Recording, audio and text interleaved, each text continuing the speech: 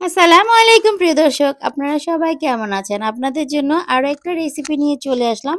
আজকে একটা normal pizza বানিয়ে দেখাবো। চুলায় যেভাবে পিজ্জা বানালে খুব সহজে বানিয়ে খেতে পারবেন, ঠিক সেইভাবে করে বানিয়ে দেখাবো। তো পিজ্জা বানানোর জন্য ১ টেবিল চামচ ইস্ট নিয়েছি। আর এর সাথে ১ টেবিল চামচ চিনি দিয়েছি। আর দিয়েছি স্বাদ অনুযায়ী লবণ। লবণটা দিয়ে তারপরে আমি এখানে দিয়ে দিব কুসুম গরম পানি। কুসুম গরম পানিটাকে দিয়ে এই পানিটা আরকি আমি আমার পরিমাণ বুঝে দিয়েছি। আমি এখানে ১ কাপ পরিমাণ পানি নিয়েছি। আর এটাকে এখন ভালো করে মিশিয়ে নিতে হবে। তারপরে এর সাথে দিয়ে দিব আমি ২ কাপ ময়দা।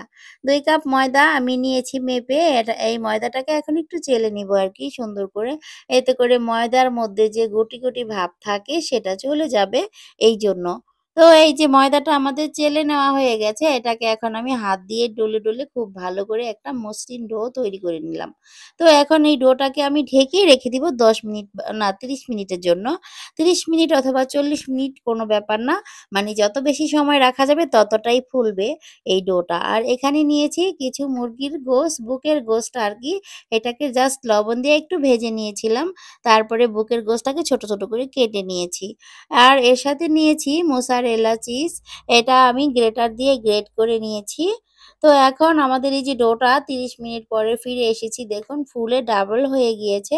এখন এটাকে হাত দিয়ে একটু মানে হাওয়াটাকে বের করে নিয়ে মাঝখানে মানে ২ টা টুকরো করে নিব। ২ টা টুকরো করে ২ টা রুটি বানাবো আমি।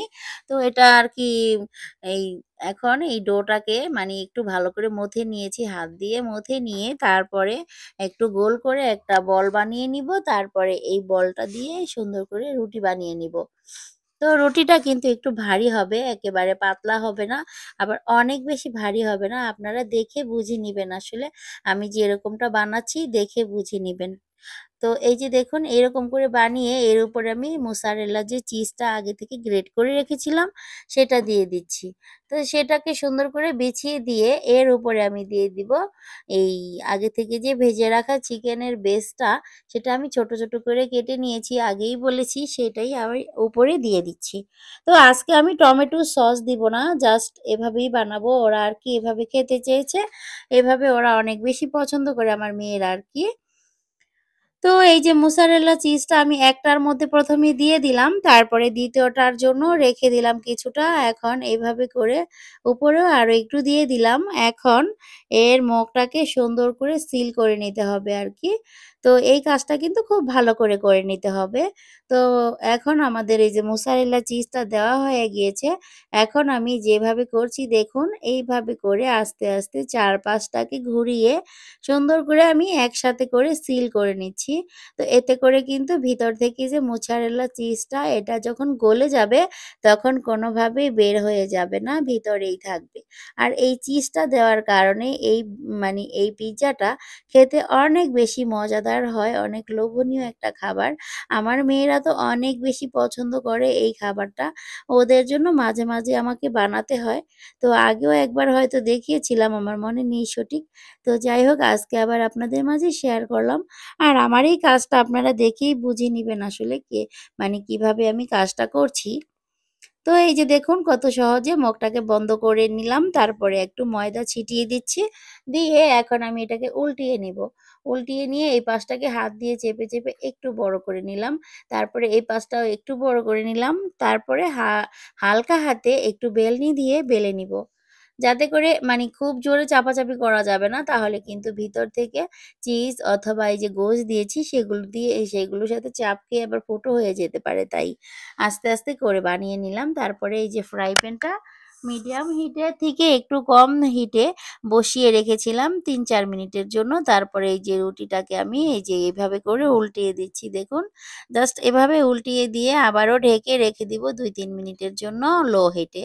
তারপরে এভাবে করে লো হিটে করে রেখে দিয়ে যখন নাকি এই যে এরকম হয়ে আসবে তখনই আমরা এর সাথে একটু ঘি বা তেল দিয়ে দিব। তো আমি আজকে ঘি দিয়েই করে দেখাচ্ছি। ঘিটা দিলে বাচ্চাদের জন্য ভালো, হেলদি একটা খাবার। সয়াবিন তেল বাচ্চাদেরকে না দেওয়াই বেটার। কারণ বড়দেরও অনেক ক্ষতি হয় সয়াবিন তেলে। সেজন্য আমি এই যে বাচ্চাদের খাবার বিশেষ করে এই মানে ঘি দিয়ে করার চেষ্টা করি অথবা সরিষার তেল এগুলোই অনেক ভালো। তো ডক্টর জাহাঙ্গীর কবিরও বলেন যে সয়াবিন তেল খাওয়া ভালো না। সেজন্য আরকি আমরা ওটা মানি খুব মানি যদি কোনো কিছু বেশি জিনিস ভাজি তখন একটু মানে সয়াবিন তেল দিয়ে করি নয়তোবা সরিষার তেল দিয়েই সবকিছু রান্নাবান্না করি আরকি। তো যাই হোক এখন এই যে এখন এভাবে করে চারপাশে আমি ঘুরিয়ে, ঘুরিয়ে ঘিটাকে দিয়ে দিয়েছি। তারপরে আবারও উল্টিয়ে নিয়েছি। ঠিক এরকম যখন কালার এসেছে ২ টা পাশই তখন আমি এটাকে তুলে নিয়েছি। তারপরে আগেরই সিস্টেমে আরো একটা ব্রেড আমি বানিয়ে নিয়েছি এভাবে করেই।